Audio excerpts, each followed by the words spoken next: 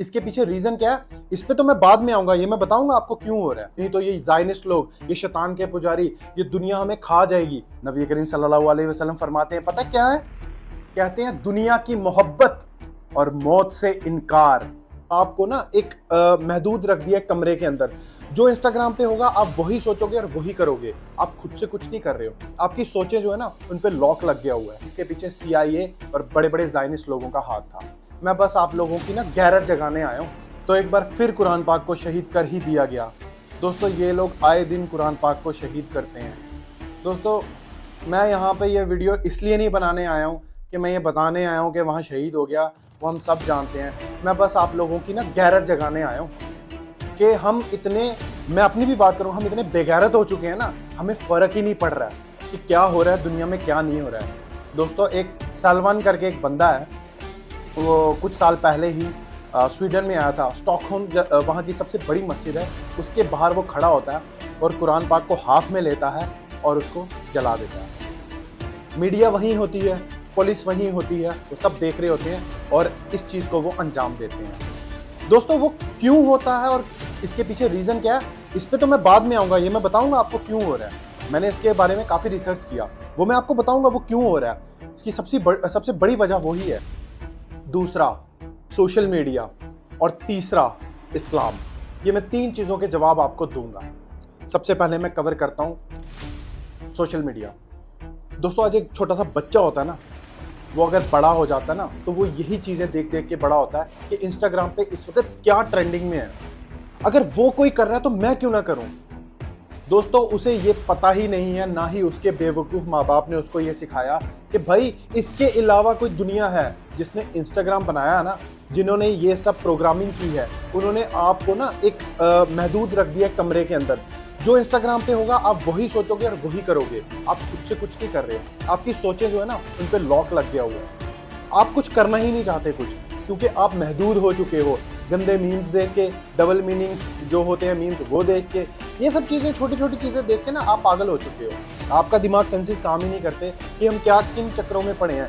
पीछे हमारा कोई रिलीजन की धज्जियाँ उड़ा रहा है और आपको रील्स बनानी है, आपको फेमस होना है। दोस्तों अब मैं आता हूँ इस्लाम पे। सुनन अबू दाऊद का एक हदीस है जिसमें नबी करीम सल्लल्लाहु अलैहि वसल्लम अपने सहाबाज को बुलाते हैं और उनको साथ बिठाते हैं और फिर वो उनको डराते हैं। और वो पता है क्या कहते हैं? तुम जानते हो तुम्हारे ऊपर एक वक्त आएगा जब इंसान जब खाने पे बुलाता है ना किसी को, चलो वो चाय पे बुलाता है, बिठाता है, और फिर इसी तरह वो सब बुलाएंगे लोग और मुसलमानों के ऊपर चढ़ दौड़ेंगे, काट देंगे उन्हें, मारेंगे उन्हें, बेरहमती करेंगे उनकी। तो वो जितने सहाबा होते हैं सब डर जाते हैं। उनमें से एक उनका जवाब देते हैं, कहते हैं क्या उस वक्त हम मिकदार में कम होंगे? हमारे नबी कहती हैं नहीं, तुम अनगिनत होगे, बहुत ज्यादा होगे। लेकिन जो तुम्हारी औकात होगी ना, औकात, वो समुद्र की झाग देखी है, फूंक मारो तो उड़ जाती है, बिल्कुल उसकी तरह होगी। तुम एक सोसाइटी में गंद होते हो ना, गंद, उसकी तरह हो जाएगा मुसलमान आने वाले वक्त में। तो सब डर जाते हैं। और नबी करीम सल्लल्लाहु अलैहि वसल्लम क्या कहते हैं? कहते हैं तुम्हारा जो डर होगा ना दुश्मनों के दिलों में, वो अल्लाह ताला निकाल देगा और मुसलमानों के दिल में वहन डाल देगा। जब वो वहन बोलते हैं ना, ये नाम उन्होंने कभी सुना नहीं होता, अब सर्च करना, ये उन्होंने सुना नहीं होता और वो घबरा जाते हैं। वो बोलते हैं वहन, ये क्या चीज है? नबी करीम सल्लल्लाहु अलैहि वसल्लम फरमाते हैं, पता क्या है? कहते हैं दुनिया की मोहब्बत और मौत से इनकार।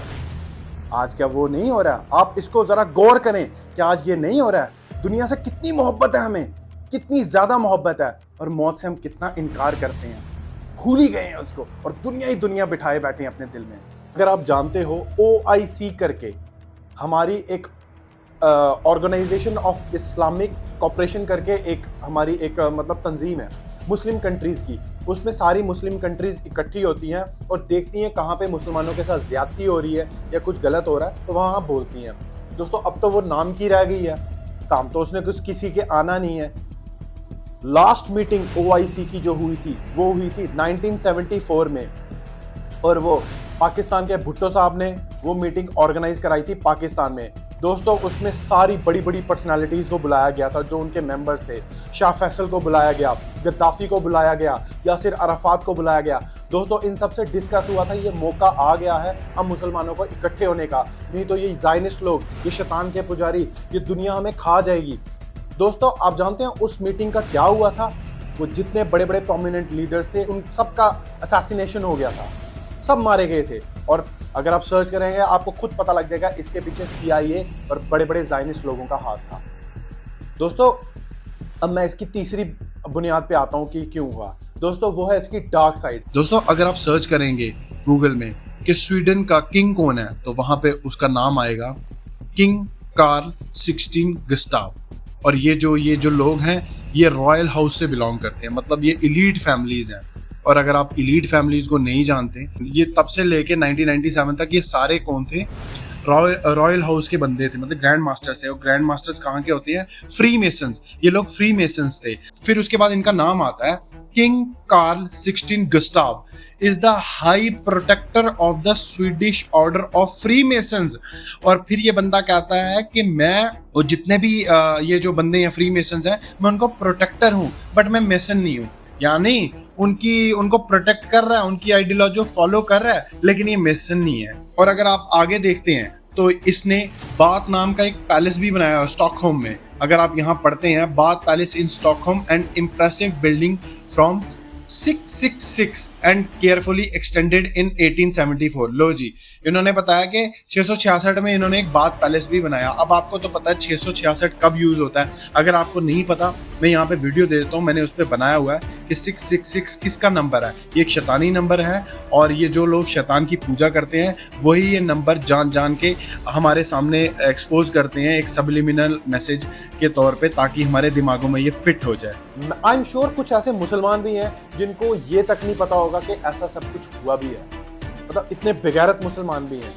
दोस्तों अगर आपका कहते हैं ना कि अगर दीन के साथ गलत होता और अगर आपके दिल में हरारत नहीं होती तो आप फौत हो चुके हो, आप मर चुके हो, आपके अंदर दीन है ही नहीं है। दोस्तों अपने दीन को ना उठाओ, उस पर थोड़ा काम करो।